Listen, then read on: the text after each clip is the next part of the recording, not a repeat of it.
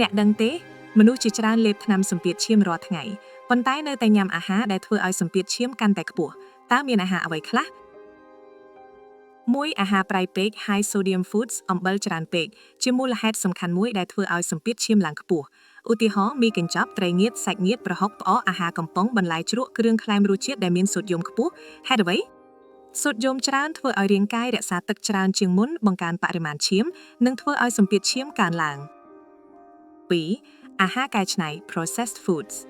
ឧទាហរណ៍សាច់ក្រកហាំ bacon nuggets fast food អាហារទាំងនេះច្រើនមានសូដ្យូមខ្ពស់ខ្លាញ់ឆ្អែតសារធាតុរក្សាទុកការញ៉ាំញឹកញាប់អាចបង្កើនហានិភ័យជំងឺបេះដូងនិងសម្ពាធឈាមខ្ពស់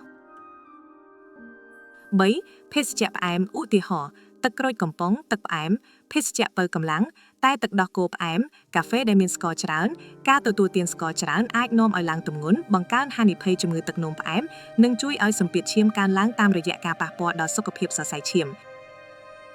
4អាហារចៀននិងខ្លាញ់ច្រើនឧទាហរណ៍មាន់បំពងដំឡូងបំពងសាច់ជ្រូក3ជាន់ចៀនអាហារបំពងផ្សេងៗខ្លាញ់ឆ្អែតនិងខ្លាញ់ trans fat អាចប៉ះពាល់ដល់សុខភាពសរសៃឈាមនិងបង្កើនហានិភ័យជំងឺបេះដូង5ស្រានិងគ្រឿងស្រវឹងការផឹកច្រើនជាប្រចាំអាចធ្វើឲ្យសម្ពាធឈាមកើនឡើងបន្ថយប្រសិទ្ធភាពថ្នាំសម្ពាធឈាមមួយចំនួនបង្កើនហានិភ័យជំងឺបេះដូងតើគួរកាត់បន្ថយអំបិលប៉ុន្មានអង្គការ WHO ណែនាំអំបិលតិចជាង5ក្រាមក្នុងមួយថ្ងៃប្រហែល1ស្លាបព្រាកាហ្វេសូដ្យូមតិចជាង2000មីលីក្រាមក្នុងមួយថ្ងៃ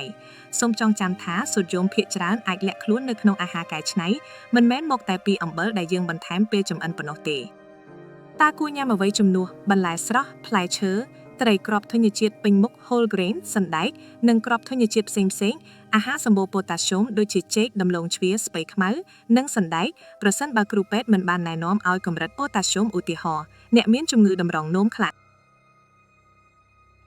តើអ្នកញ៉ាំអាហារណាមួយក្នុងបញ្ជីនេះជាញឹកញាប់ដែរឬទេសរសេរនៅក្នុង comment ហើយកុំភ្លេច like share និង follow ដើម្បីទទួលបានចំណេះដឹងសុខភាពថ្មីៗជារៀងរាល់ថ្ងៃ